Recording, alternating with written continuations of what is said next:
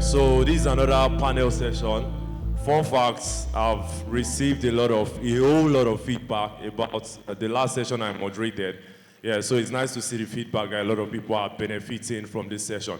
So let's just be quick with this and be specific about things. So the focus of this conversation is around local community global careers, right? The DCA success formula.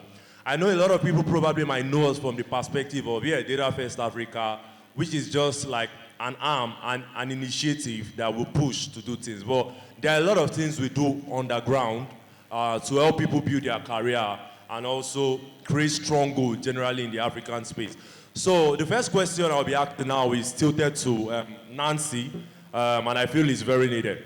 So from the bio stated, Nancy is like, she has contributed to platform like Open Metadata, MindDB, which I kind of know the CEO, they are my friends, right? And several like companies like that. I actually work with on an hackathon also. She's an hackathon person from a company called Unstructured.io. Shout out to Maria. She's the head of DevRel there that managed the hackathon. So that was when I saw Nancy. So the question now is, from your perspective as a lady in the space, how will you say engaging yourself in hackathons and contribution to open source and someone that you were doing pharmacy over the years, right? And you came into the data space as a stronghold, now working for MoneyPoint, which is a unicorn here in Africa, and also have like a bodybuilding, extending their body in London at the moment. So how will you say, what are the leverages and steps that you took, even with several experience that made you got into this process and started excelling the way you are at the moment? So can you just be specific about that? Okay, thank you for that question. I'm going to use my story, right? I'm not going to use theory. So I came into the data space, specific to data, because I've actually gone through different fields, writing, design, AR, VR, and all, before I landed in data. And what made me do well in data was because at the very start of my career, I saw somebody that was ready to hold my hand and guide me. And that's in the person of Mr. Ayo Samuel. Now, the good thing, or the thing that I noticed that most newbies, the mistake that they make is they come to you and they say, can you be my mentor? But it was not that way with me and Mr. Ayo. We worked on a hackathon. My experience with hackathons, the very first experience was when I was in school, actually. In pharmacy school, we had a pharmacy competition, hackathon, and I liked the concept and started participating. So my second hackathon was with Mr. Ayo as the AI engineer. We met in a group. We worked on the hackathon. We got fourth place, right? And a prize was attached. But then after the hackathon, I saw the way he was always talking about AI concepts on his status. It kind of enlightened me on how AI worked. And with that, I just started asking him questions, and that made him to be interested in how I asked him questions, and he was ready to always answer my questions. So at that point, I was considering AI product management, and then I switched to data analysis after I saw a tweet from Gift that advised that if you want to go into data engineering, data science, any data field, you have to start with data analysis because that's the simplest and that gives you the foundation. So I started with data analysis, and that took me through coming down to data engineering. Community now played a role. I was a member of Young Data Professionals. I was a member of Women in Data Africa. I was a member of Data Engineering Community. In Young Data Professionals, my first contribution to the community was where the expert professionals were having a discussion, and I did not understand anything that they were saying. So I asked a question, and funny enough, I did not want to ask that question on the group, but I asked it and went offline because I was afraid of if the members would think that who is this person asking this dumb question. I thought my question was dumb. But surprisingly, when I came back online, they answered my question without stress, and it made me comfortable. I started contributing in Women in Data Africa community when I started reviewing dashboards of data analysts, and that made them to know me. Then I came to the data engineering community, and I still did my contributions. In each of these communities, there was somebody that was willing to help me. All the contract jobs that I've gotten, both the jobs I have, the gigs, they are because somebody that is involved in the recruitment process was already in this community. They already knew my work. So I'm going to highlight certain things so I won't waste much time. First of all, look for somebody that will hold your hand. And that's not just entering somebody's DM and say, I want you to be my mentor. Show interest that you are really interested in learning these things. That person should see that you are worth him or her holding your hands. Second thing, join communities and contribute actively. People will start noticing you if you're contributing actively. Post your works online. Make yourself public. And don't stop building. See yourself as upskilling, as building projects, not just taking courses and getting certificates. I'll leave it as that. Thank you. Wow, that's a very good story. The part that I was shocked, I literally just tweet things, and genuinely when I tweet things, I don't believe anybody do what I tweet. That's the best thing. So it's just crazy to see Nancy say that she saw my tweets and she just decide to go to data analysis for that. That's very shocking. Yeah, so I think that's so. The next person I'll be moving to now is Belumi. So Belumi is a friend and is in a niche space called product analytics. So this space is not something that is very popular here in Africa, probably in the other part of the world. Generally in the world, it's not very popular, but it's less in Africa. But in the other part of the world, like Europe, US, there are several niche community that probably they'll need, there's Ivan, there's a company called Ivan that I know that they hired product analysts recently. So that they'll need this product analyst. So what I would like to ask for Belumi is just a straightforward question. As a product analyst, for someone that maybe they are a data analyst, a data engineer, how will they, if they want to be a product analyst, what are the core things they need to focus on from the hard skill perspective and the soft skill perspective? And what do you think are the things people tend to ignore that probably got you a job that, in Propel, from DataFestAfrica that you applied for and you said you got, right?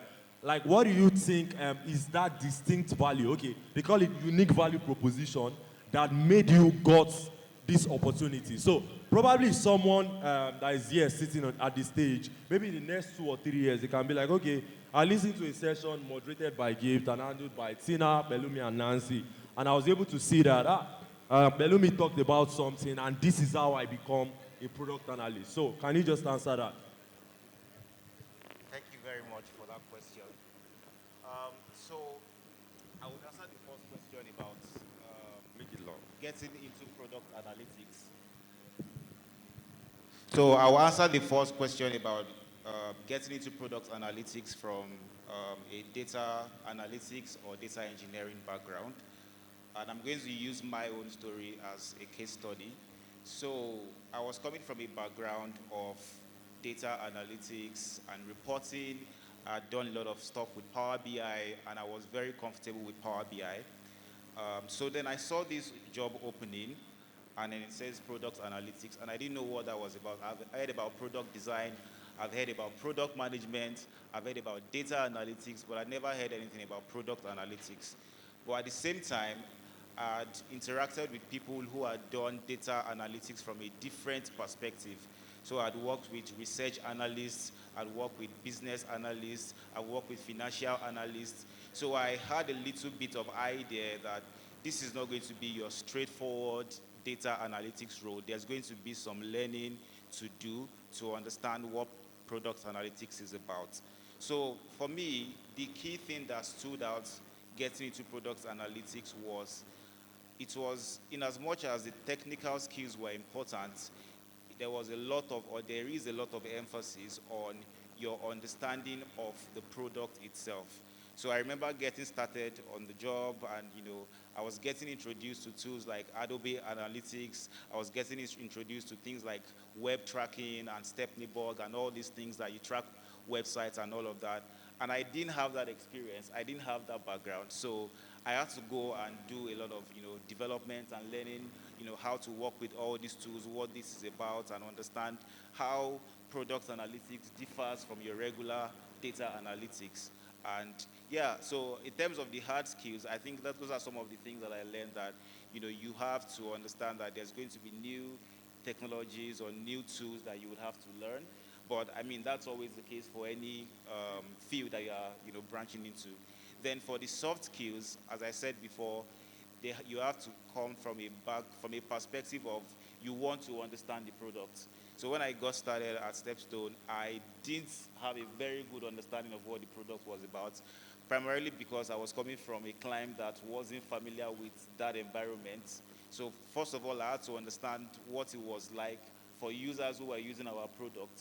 What's their experience using our products? How do they use our products? When they land, what do they click? What's their experience? What are their sentiments? So when I started understanding all those things, then I could then make better recommendations.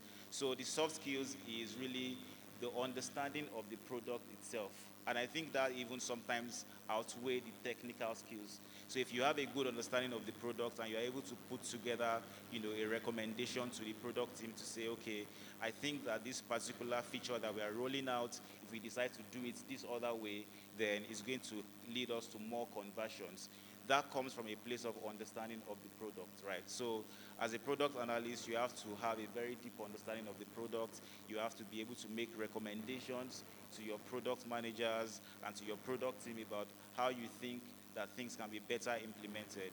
And I should also add that one of the things that really surprised me, right, getting started with product analytics with, there is a lot, in terms of the technical skills, there's a lot of emphasis on the statistical side of analytics. So I was coming from the descriptive analytics side, from things like SQL and Power BI. But then I got into this area where we have to do a lot of A/B testing, and then you have to do a lot of mean value theorem and all of that. So you have to really be solid with your understanding of statistical analysis, because it involves a lot of testing and prototyping. So the other question, I think you've answered it together. So the thing that I'd like to, I'll ask this question before I move to Tina. So from what you explained, can you paint a picture of a product right now on stage and give like 3 priority of things that you can say, see what I'm trying to do. For example, let's assume this is an organization and the product is, everybody know YouTube, probably. If you don't know YouTube, you can check about what YouTube is. Well, everybody know YouTube. And the product is, I know YouTube definitely is expected to have product analytics team. Yeah, so like in terms of, you mentioned like clicks. So like the click-through rate, and also have you used, I think when I'm making research about product analysis at some point, I saw things like, is it Mixpanel? Yeah, I know they used to. So can you list some specific tools, like, okay, highlight of, you can check out these two, as much as two is just a side thing, right? Can you just list some specific tools so that people that want to make research can be like, okay, I don't know much about product analysis. I have some idea about it, but some core things, just like in the data space, no matter the parts you are working on in the data space, you must use SQL. If you don't use it in your year 1, you use it in your year 6 or year 9. So can you just list like 2 core tools that you feel like is almost inevitable at the end of the day in the space, and just paint a brief of a product and say possible things like, these are the things you need to focus on as a product analyst. Then we'll move up to Tina. okay.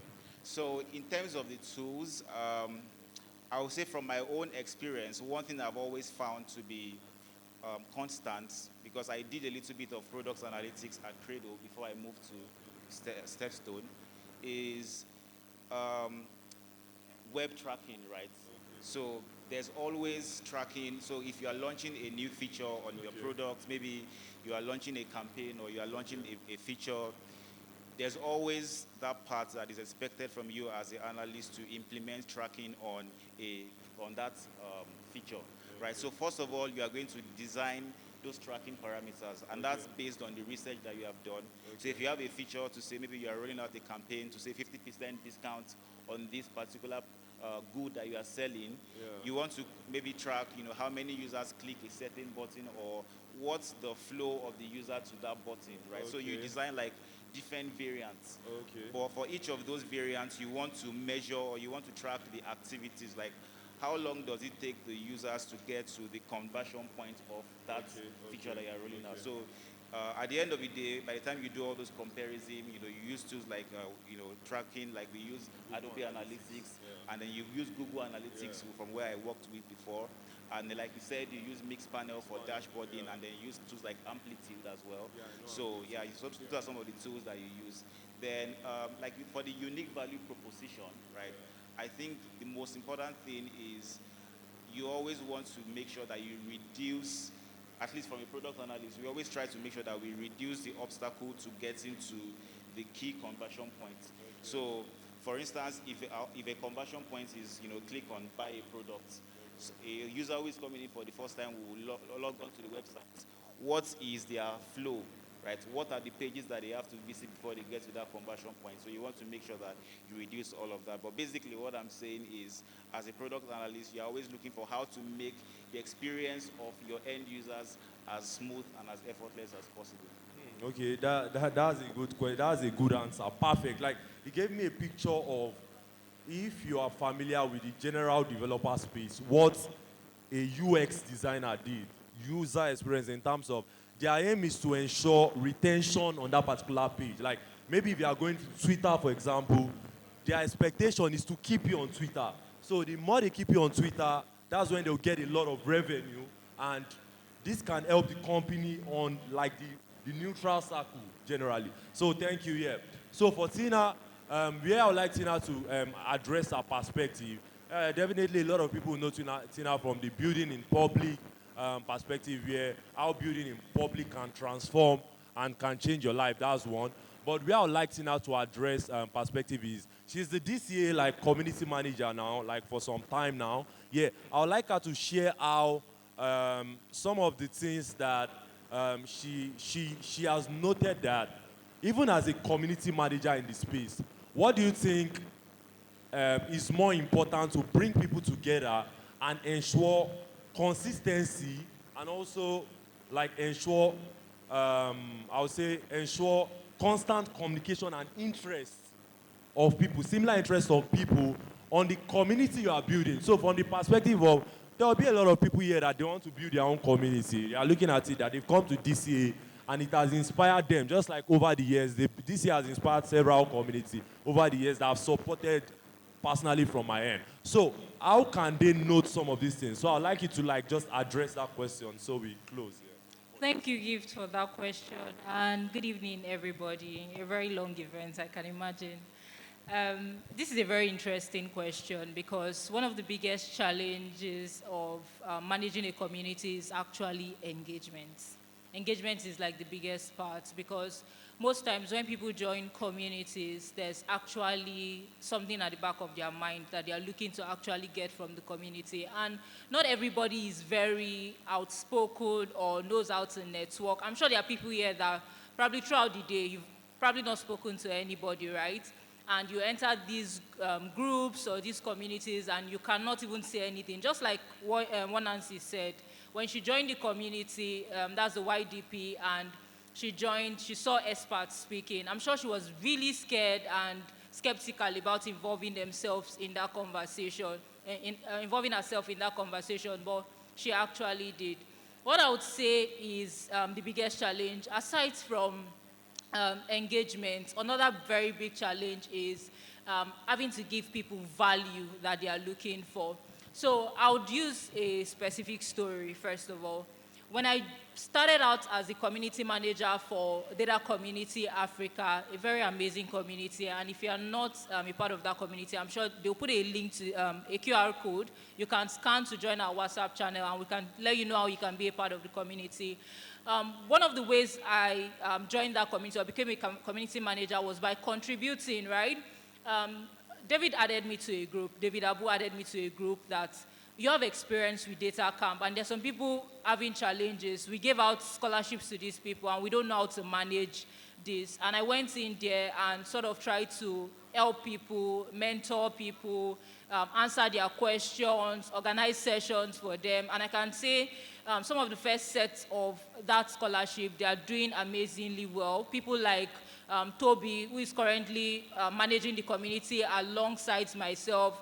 There's Ibukun, there's Abdulaziz, and so many amazing people in that community. But it was because of the fact that they saw that they could get value, right, from that community. One very thing I want to mention is this. In as much as probably you're interested in starting your own community or you're interested in joining a community, it's very, very important that you become active in a community. And how do you become active in a community, or how do you help? Because it's a two-way relationship, right? When I talk about a two-way relationship, I talk about the fact that I'm going to give you value. I also expect the same. What do I expect? That engagement.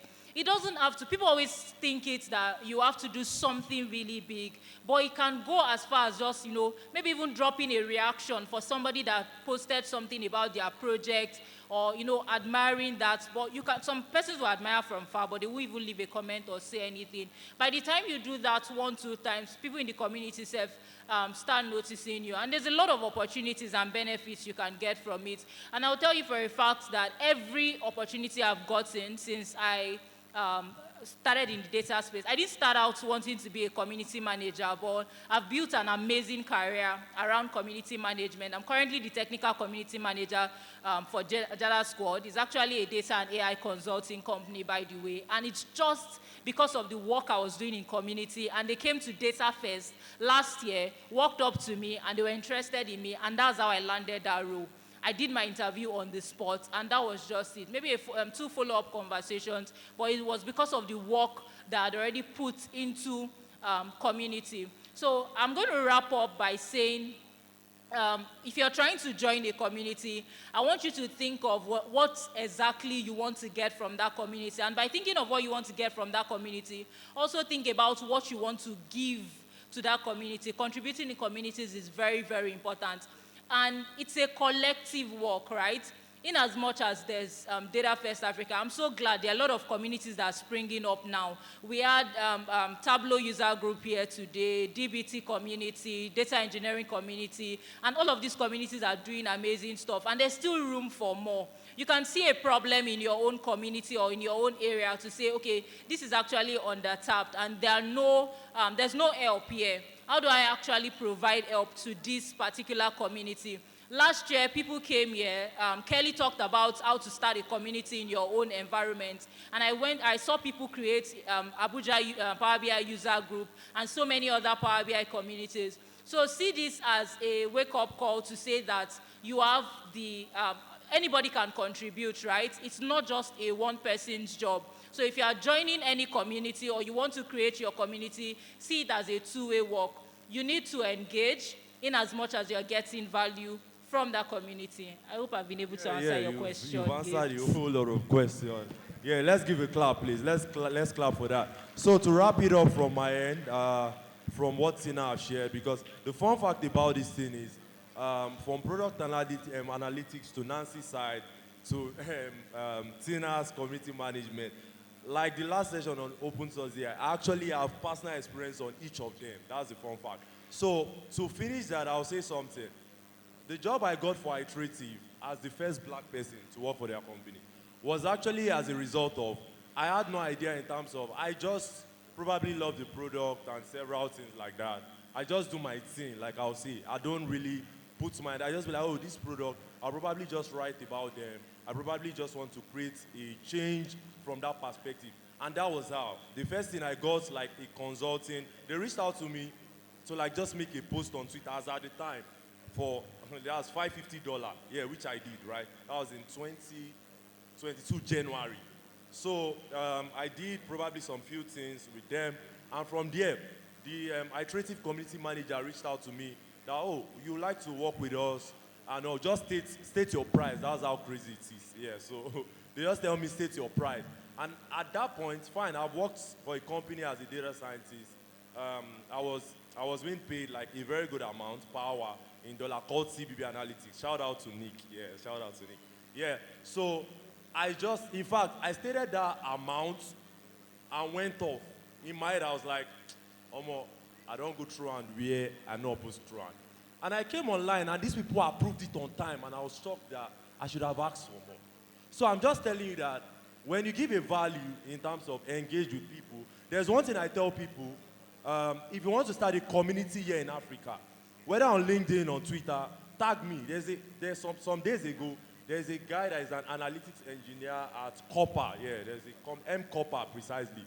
He mentioned something. It was like, local community is not really popular in this space. And I just commented under the tweet and his post on LinkedIn, and I was like, just go ahead and tag me. Don't just go ahead and start it. I'll follow up. And the fun fact is, several people that they were doing Luca, they started commenting under that post that let's start this. And they've started a community today, and they are planning Luca like user group for December. So what you just need to do is tag some set of people in the space. If you can't tag everybody, I'll say personally tag me on Twitter, on LinkedIn. I will activate it in one way or the other through support, because a lot of times when I comment, there's likelihood that Samaya will see it, there's likelihood that some set of people will see it, and from there they'll pick it up from there, and you can start these things, because the goal of community at the end of the day is not a power of monopoly. It's a power of trying to create a better space that can create a better future, which is why the focus today is AI in Africa, solving today's problem and building tomorrow's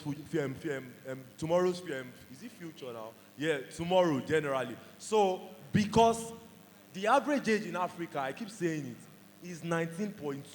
The average age in Europe is around 36, 37 years. Same way with the average age in like the US, which is like 40 to 41. So if you pay attention enough, the next 10 to 20 years, Africa is like, to a large extent, the powerhouse. Because do you know what it means that the average age that attend conferences in Nigeria, from my research, is within the range of 21 to 25 years. That's the funny thing. You get across Africa. I've made my research. I'm involved in the community. So it's just glad to see that when you are involved in community, in the next 10 to 20 years, there'll be a lot of people from Africa that they'll probably be working with. It's not 10 to 20 years, probably too far. Working with OpenAI. There are people working there already.